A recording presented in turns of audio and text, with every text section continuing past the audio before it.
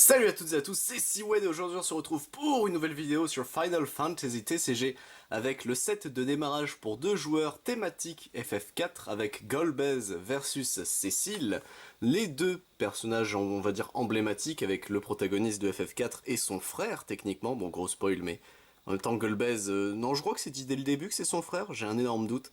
Mais écoutez, en tout cas les deux artworks sont super jolis, on les voit en foil devant, du coup c'est deux decks techniquement. Là, un deck thématique Golbez, un deck thématique Cécile. Donc comme d'habitude, voici la boîte. Alors, qu'est-ce qu'on trouve dedans? Donc le deck préconstruit Golbez, 50 cartes, le deck préconstruit Cécile, 50 cartes, et le guide de démarrage rapide pour deux joueurs. Bon ça, on va pouvoir le skip un petit peu plus vite. Et bah écoutez messieurs dames, hop, c'est parti. On va pouvoir s'ouvrir ça, tac. Alors, ça, là, voilà, on va mettre ça, bon, écoutez, ici. Comme d'hab, hein, les présentoirs FF, c'est toujours très plastifié, en vrai, c'est très professionnel, je trouve. Les deux guides de démarrage, donc ça, hop, ça va d'aller, tac, et les deux decks. Alors, ça va être le moment frustrant de la vidéo, n'oubliez pas, messieurs, dames. Est-ce que je vais réussir à les ouvrir? Ça, c'est une autre question. Alors, où est l'ouverture facile? Elle est là. Tac, allez, viens, mon petit, voilà. Alors... Non, l'ouverture facile n'est pas si facile que ça. Tac, allez, je vais y arriver, je m'en fous, je vais y arriver. J'ai réussi, je crois que j'ai réussi. J'ai réussi, c'est tout bon. Ok, donc on a le deck Cécile dans ma main, hop, je vais juste faire un petit truc. Alors vous le savez, les decks FF, à chaque fois, les cartes plutôt FF, sont toujours un peu collées quand elles sont fournies dans les decks. Mais ça, c'est à cause de la texture des cartes en elles-mêmes. Qui en soi, c'est pour moi ma texture préférée, les cartes FF, mais du coup, ça fait ça quand elles sortent vraiment comment on dit, de manufacture, techniquement. Je sais pas trop comment on dit. Alors, l'ouverture facile est là. Est-ce que je vais réussir à l'avoir? Oui. Oui, Sarvieng. Oui, j'ai réussi. Hop, et du coup, on va pouvoir présenter les deux decks en eux-mêmes. Bon, ça, c'est le seul désavantage, entre guillemets, des decks FF, c'est qu'ils mettent pas à l'arrière une deck list, techniquement. Enfin, la liste des cartes qui sont présentes dans les decks. Après, c'est pas trop grave non plus, puisqu'on va le découvrir ensemble, messieurs, dames. Hop. Tac. J'espère que ça a marché, que ça a bien marché, je pense que c'est bon, ok.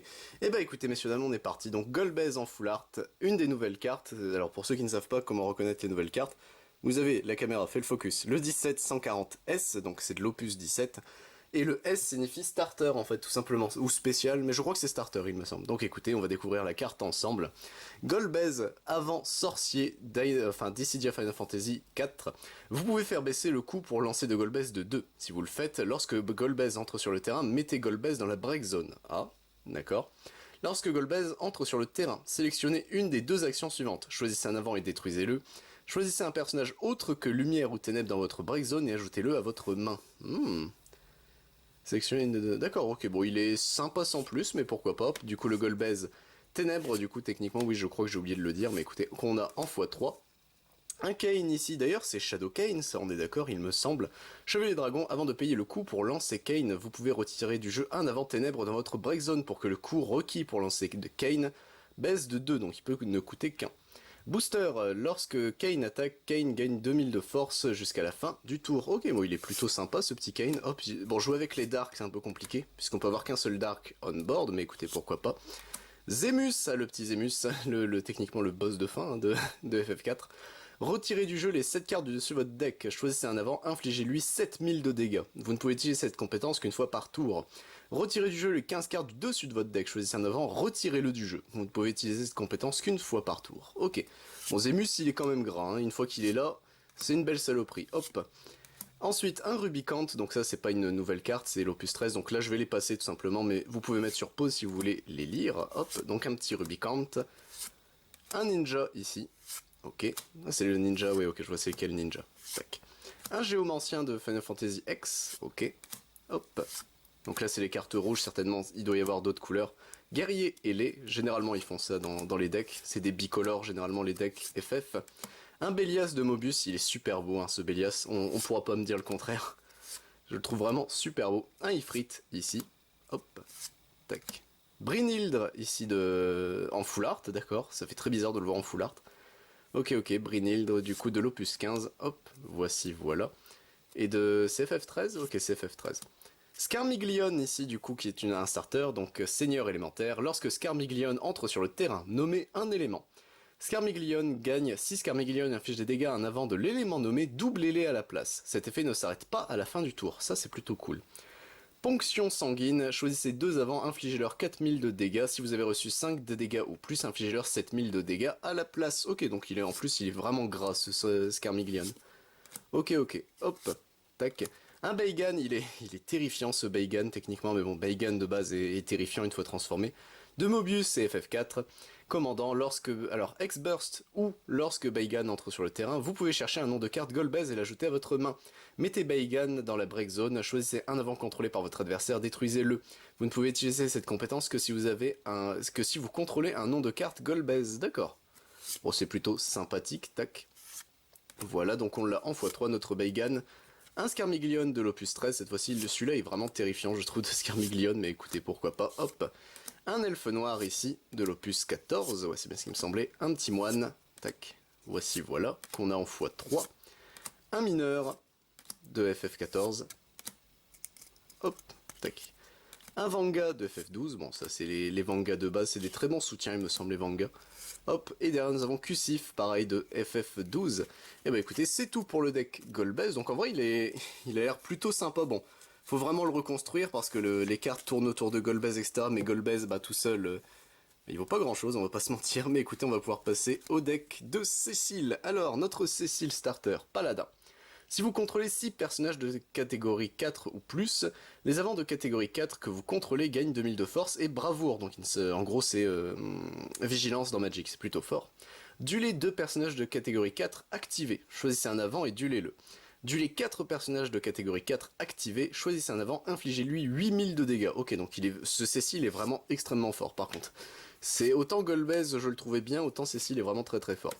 Edge du coup de FF4, un ninja, lorsque Edge entre sur le terrain, choisissez un avant contrôlé par votre adversaire. Si vous contrôlez 4 personnages de catégorie 4 ou plus, détruisez-le.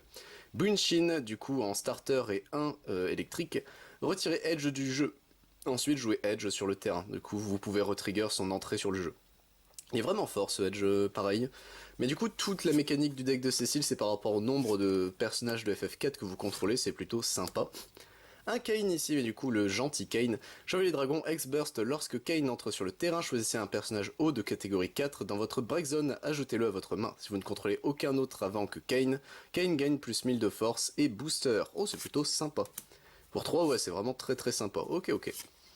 Fusoya, du coup, une légendarie, ça fait très bizarre de voir le vieux monsieur, mais du coup, Fusoya de l'opus 9, ok, hop, tac, Zangetsu, ici, ok, un ninja de FF Tactics, les meilleurs ninjas, en vrai, je les trouve très très beaux ces ninjas-là, le ninja de FF14, ah, c'est thématique Edge, en fait, on nous a menti, c'est pas un deck Cécile, un mage noir, ici, ok, hop, voici, voilà, Odin, qu'on a en x2, je crois, ouais, en x2, le Odin de FFX, il est vraiment super stylé ce Odin, n'empêche, on peut pas dire, mais...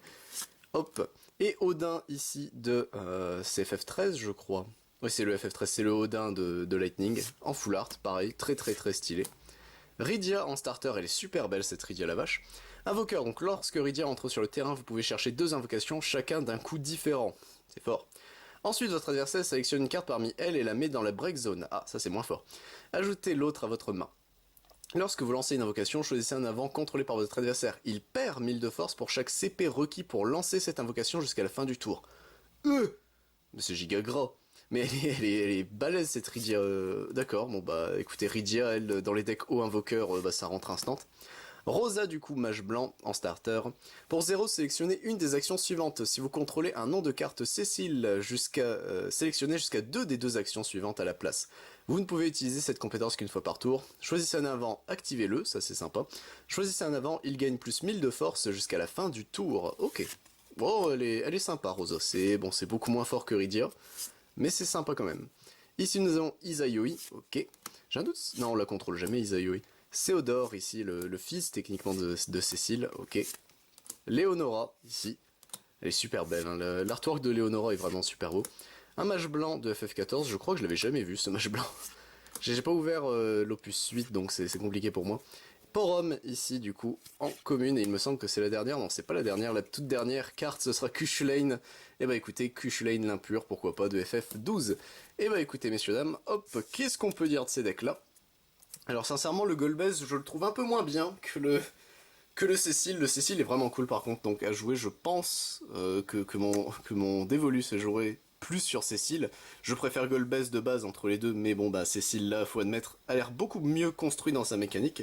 Surtout que des personnages de FF4 qui sont viables dans la méta, il y en a, sincèrement il y en a beaucoup. Donc écoutez, c'est tout pour cette vidéo, si vous êtes intéressé, ce sont deux très bons decks avec...